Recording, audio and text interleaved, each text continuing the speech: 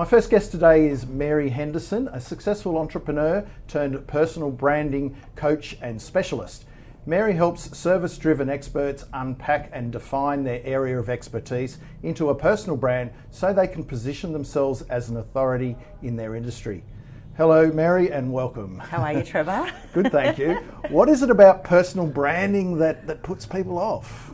I just think, from my experience, that the notion around personal branding is so diluted now. I mean, you just have to go on LinkedIn and have a look at how many personal branding experts suddenly have become visible, and a lot of it is based on very basic notions, like your values, your authenticity.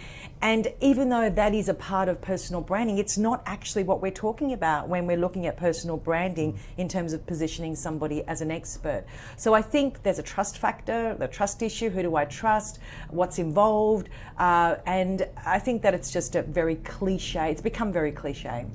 And I get it has, and it's like many words that's got sort of marketing connotations. It's been overused and, as you say, diluted. But I mean, how would you describe personal brand? Because I sort of describe it as, everyone riffs off the Jeff Bezos. It's what people say about you when you're not in the room. But it's people's collective experience of having dealt with you in many ways, and whether that's face-to-face in a meeting, on the phone, if people actually phone these days, email, on social media. And so, if that is your personal brand and you have one, whether you like it or not, why wouldn't you want to influence that to your advantage? How do you describe personal brand to your clients? I think that the first thing I want to say about personal branding is that it essentially is future-proofing your career. That's the very first bit. The second part is it's not about just sharing a story and trying to be authentic in a social media environment. What we're really talking about here is the ability to package your area of expertise as a specialist within your niche or your industry, and be known as the go-to person for that one thing. It's not a jack of all trades. It really is about understanding where you fit in terms of your specialization and owning that space. And I guess when you're talking, so that's the packaging and getting clarification right and that side of things. Yep. So you're, it's hard enough to cut through as it is without sending out different messages. But the communications thereof is obviously critical. And now it's not just communications in one channel, but multiple channels. Mm-hmm. Absolutely. And I think that that's a very important point, because when you're wanting to position yourself as a specialist, / personal brand, it requires commitment. I mean, you have to put yourself out there to be seen and to be heard. And that requires not only commitment, but it actually requires a level of, or high level content creation, so that people can start recognizing that you are the go-to person for that area of specialization. And correct me if I'm wrong, but I think it's more important today than ever before. I mean, as alluded to in the introduction, the robots are coming. AI and automation are already upon us and progressing very quickly. Now's not the time to sink into obscurity. I think that the notion around this, AI is, I mean, let's just break that up. AI is there to add value in an organization and in our working life, etc. But we still need human beings to be able to facilitate a heart-to-heart conversation, which is, I mean, it's not a coincidence why research is showing us, the World Economic Forum have actually proven this, that, we are heading into an economy where social skills like emotional intelligence, creativity, problem solving is fundamental moving forward. And this is what personal brands have the capacity to do, to solve problems, to be creative, and to also build those very strong connections based on trust. So let's unpack things a little deeper. So you're saying how you package people up, and there's the communication thereof. What would be the core elements that you take people through, and in terms of from here that this is who I am and all my experience and what I stand for, and what's the process you take and the elements that make that up? when you're working with your clients. Absolutely. It's pretty intense, Trevor, because I take it that seriously. And typically the people that would come to me are actually transitioning out of senior roles in corporate who want to transition into consultancy and coaching. And the first process is always the personal brand proposition. You know, what do you want to be known for? How do you actually articulate what you do in 3 to 5 words that actually makes sense to the outside world? What does your branding look and feel look like? What's your brand signature? You know, your brand story.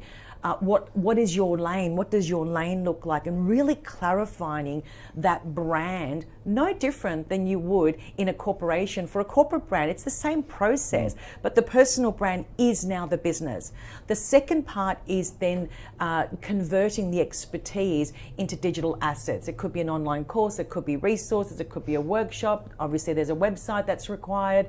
There's a whole sales structure that must sit behind that, and there's also a content strategy that makes sense to what it always, or not just makes sense, but is congruent with your personal brand. And then the final part of this process is social selling. How do you actually use social media to get yourself out there? So there's a 3-part process as far as I'm concerned when it comes to commercializing your personal brand. Yeah.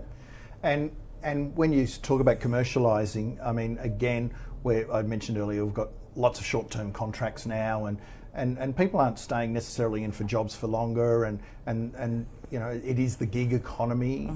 You know, you could be going into consulting when you've got knowledge and skills and experience, and how is that parlayed, and there are such a number of ways. So it's not necessarily just going from company to company on short-term contracts, even though that's important, and your brand, you'll be checked out, absolutely, and your reputation will precede you. But there are other things now, isn't there? There's, you know, consulting can be speaking, and we'll be talking to Leslie Williams later from Major Street Publishing, you know, books, and there's so many different ways now for individuals to build their brand and to also commercialise it, as you say. It's multifaceted. I mean, that's the reality. You know, I can't just expect to be found. I have to make myself be found.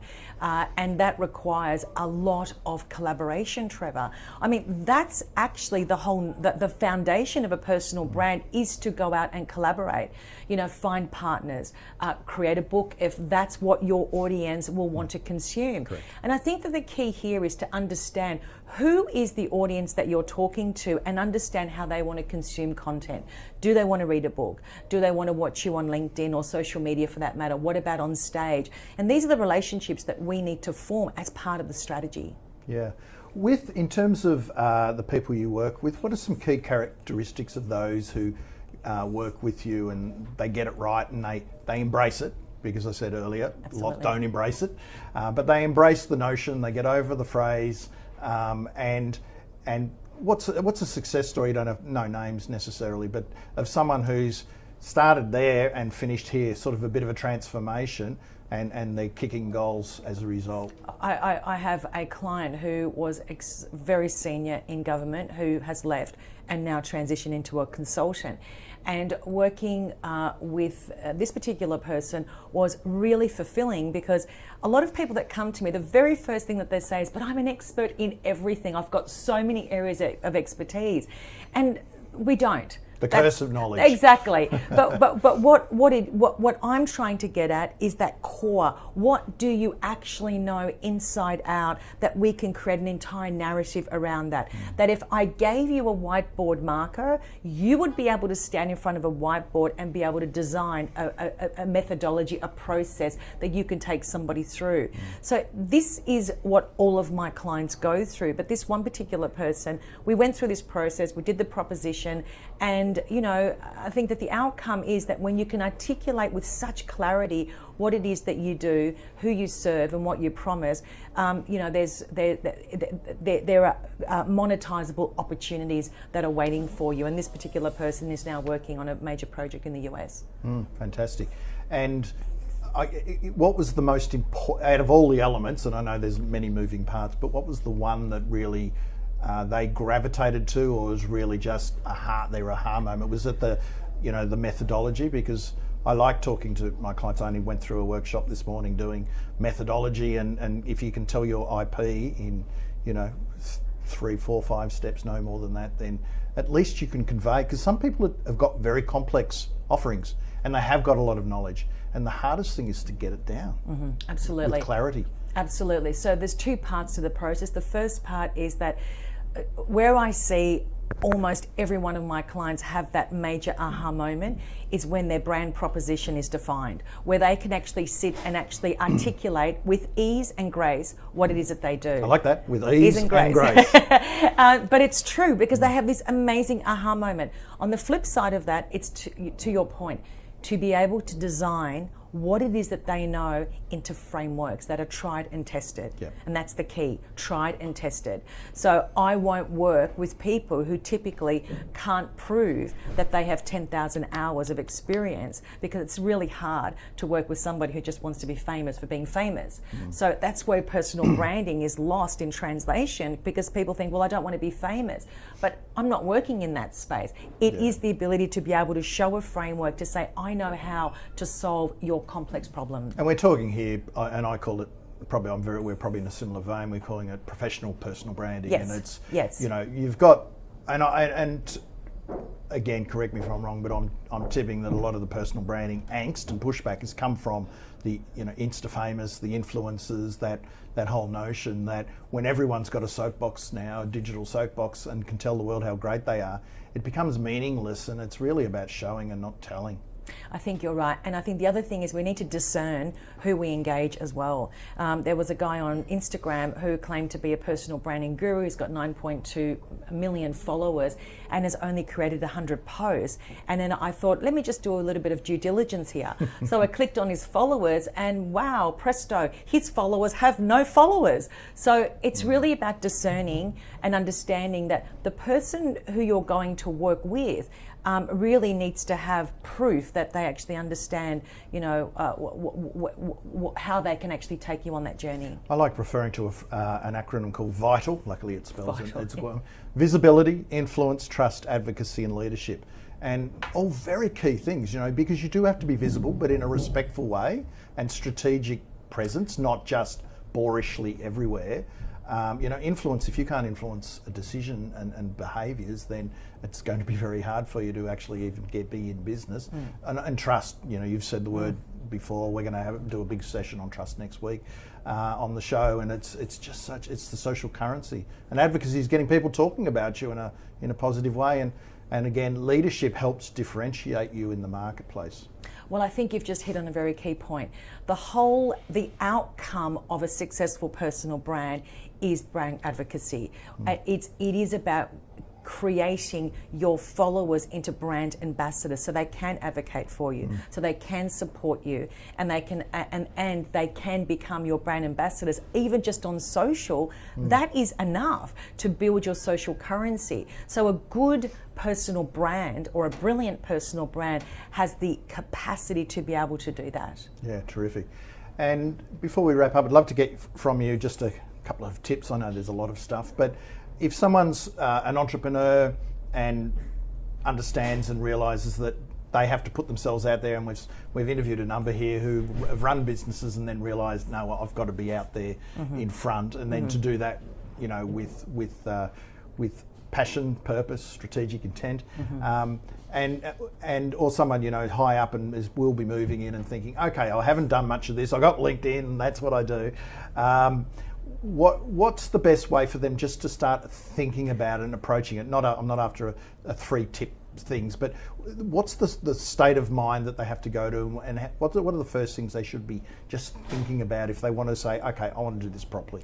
I think the first thing is to understand my reputation. How do I want to be remembered, and how do I want people to respond to me in the outside world as a brand, which essentially is your business? So I think reputation branding is vitally important, because that is the first step, and it's almost like reverse engineering this process. This is how I want to show up in the world, and this is what I want to be known for. Therefore, these are the things that I need to put in place, and this is where content strategy and understanding your lane is critical. Terrific. Thanks very much, Mary, because it's I think a lot of people just think personal branding, it's all about my haircut and, well, especially in my case, and my LinkedIn photo, and that's it. Once I get that right, but it's so not. There are so many elements to it, and as it's becoming more sophisticated. So thank you for unpacking all of that for us today. Thank you, Trevor. Thanks, Thank Mary. you.